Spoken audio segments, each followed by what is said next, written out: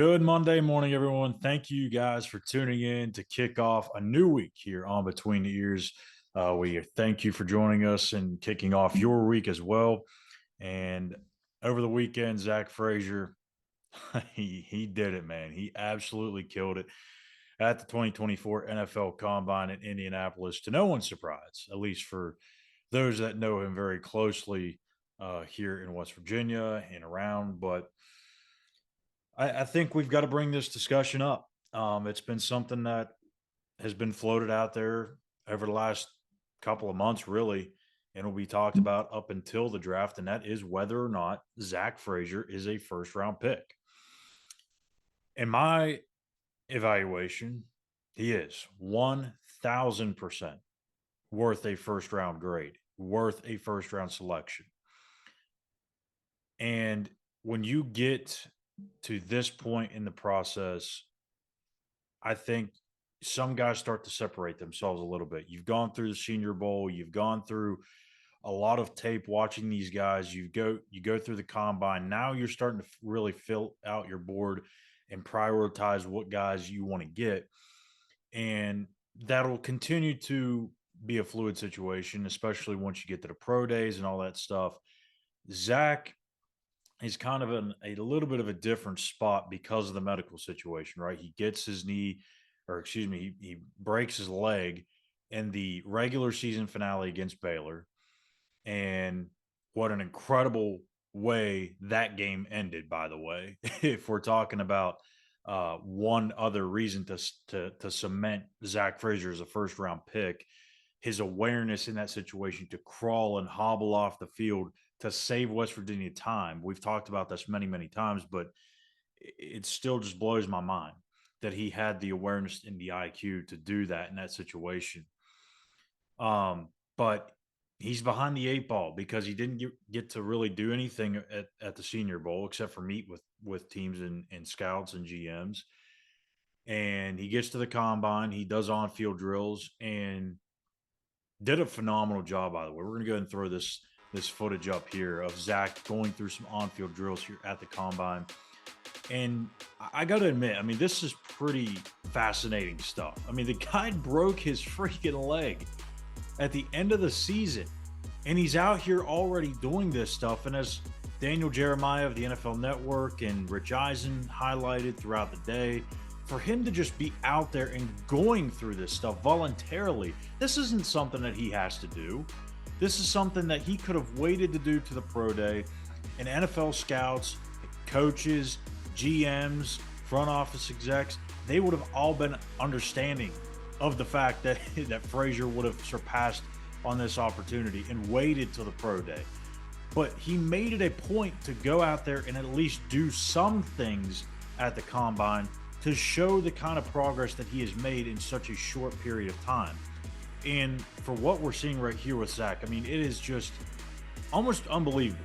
The fact that he's being able to move like this just a couple of months removed from that nasty injury. And no, he's not 100%. You can kind of tell. But for him to move as good as he is, as smooth as he is, and as fast as he is at this point in time of the recovery is remarkable. And again, I think that just goes to show you how dedicated Zach is to not only getting back on the field, but this is something he craves. It's something he needs every single day. He's a tough son of a gun. And this is one of those things that really separates offensive linemen in the draft is how tough are they? How versatile are they? Well, Zach answers both of those questions. Before coming to West Virginia, he was never a center. He was a guard. He started at guard in his first game and then moved to center. So it's a little bit different with Zach because he offers so much, and just his toughness, his resilience, his tenacity, the physicality that he plays with, it just jumps off the charts. And there are other guys in this draft class. This is a very good offensive line class. But if we're talking about interior offensive linemen, I mean, he's right there. I mean, between he and Jackson Powers Johnson out of Oregon, it's 1A, 1B to me. And I don't really think you could go wrong with either. Again, it's going to come down to what these teams' needs are in the back end of the first round. Can they wait a little bit longer to get Zach? My opinion is he's not going to last very long. And let's go ahead and take a look here at the kind of full draft order here so we can see where Zach may or may not end up there in the first round. All right, so with Zach Frazier, I think it really kind of starts the conversation really at, I mean, you could probably go as early as number 20, but it's not to say that he's going to end up in Pittsburgh with the 20th overall selection. I think that's way too early.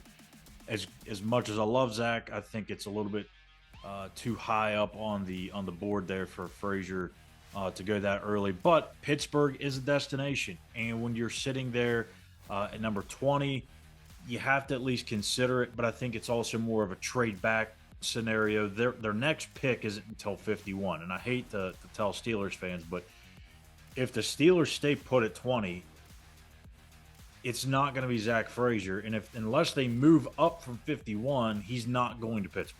So, I think the sense is here from everything that I've gathered, Pittsburgh's probably going the veteran route with the center position. They didn't meet with Frazier. They didn't meet with Jackson Powers Johnson at the combine. That doesn't necessarily mean that they're not going to entertain the idea of selecting one of those two youngsters, but I think the writing's kind of on the wall. But 20 with Pittsburgh, again, too early. Trade back scenario 22 with the Philadelphia Eagles, again, too early, but a trade back possibility there. Jason Kelsey, don't know what his future is. He's still kind of undecided whether he's going to retire or not. Now it starts to get a little interesting. If you slide down to the 27th pick in Arizona, Froholt is their current starter. I don't know that they are 100% bought in or sold on Froholt being their guy long term. I think he's a serviceable starter, but maybe they view him as an upgrade. They could maybe even use Zach as a guard. There's a lot of different varieties there. 29, Detroit. This is a very, very interesting one because it's one that I've seen mocked and actually mocked by some very respected draft experts, if you will, and one being Daniel Jeremiah of NFL Network, as we recently mentioned. He's not going to be the center here, at least not as of right now. Frank Ragnow's got that thing locked down until he wants to call it quits. There were some rumors about him shutting it down early in his career, but he's backed off of that. That's not happening. However, Dan Campbell loves some tough dudes. And even though Zach wouldn't start at center, they could find a spot for him on that offensive line. Jonah Jackson, Holopuli Adivaitai could both be moving on. So if there's an open spot at one of those guard positions, maybe they consider taking Zach there at 29. 31, San Francisco. They got Jake Brendel. Kind of, again, a serviceable starter. Could be an upgrade with Zach Frazier down the line, but probably not nearly as likely. I think they're looking at other positions, maybe even looking at an upgrade at right tackle over Colton McKivitz, as much as that pains me to say. But the deeper we get here into this, the more realistic we get. And let's go ahead and take a look here at the early portion of the second round. There's three destinations that make a lot of sense to me. 33, Carolina, which I'll get to in a minute because I obviously have a lot of background with them. 36 and 40, you have the Washington Commanders. They just released Nick Gates.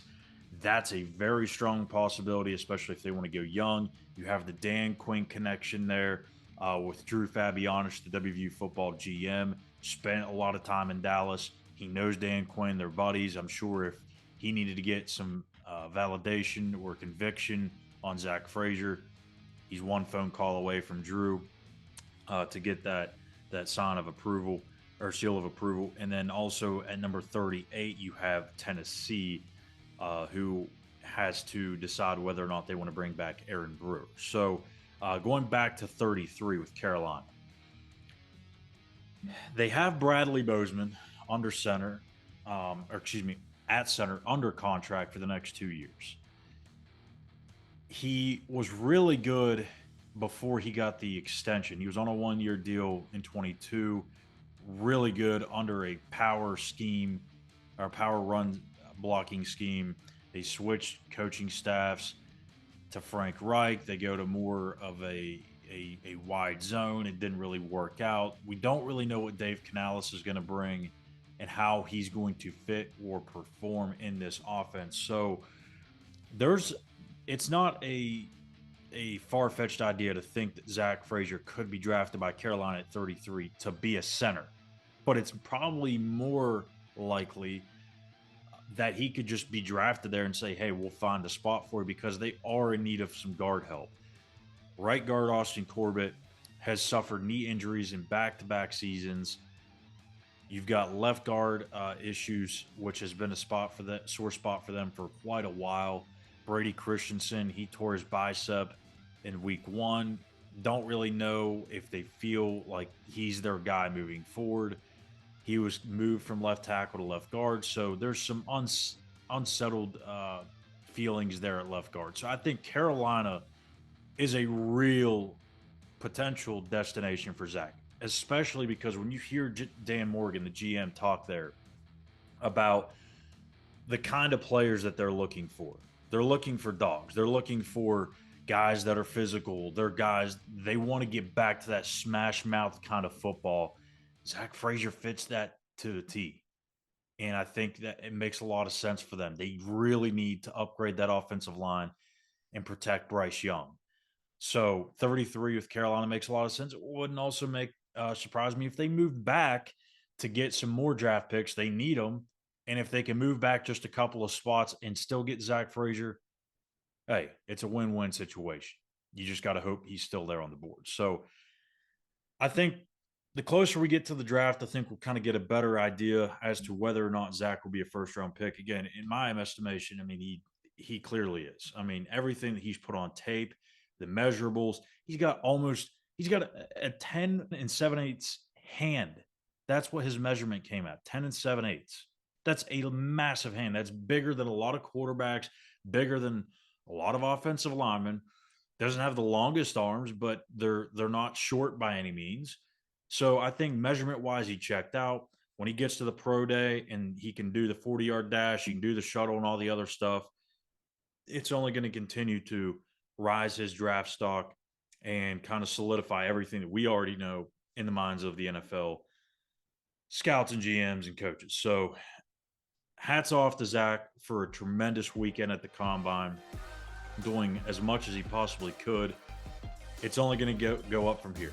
And I can't wait to see where he ends up, because I think he's going to be a bona fide star in the NFL wherever he ends up. So that's going to do it for us here today on Between the Ears. Make sure you hit that subscribe button on YouTube at Mountaineers Now. Give us a like while you're at it, and a follow on X at the same handle. And tomorrow we'll be back for more talk here on Between the Ears.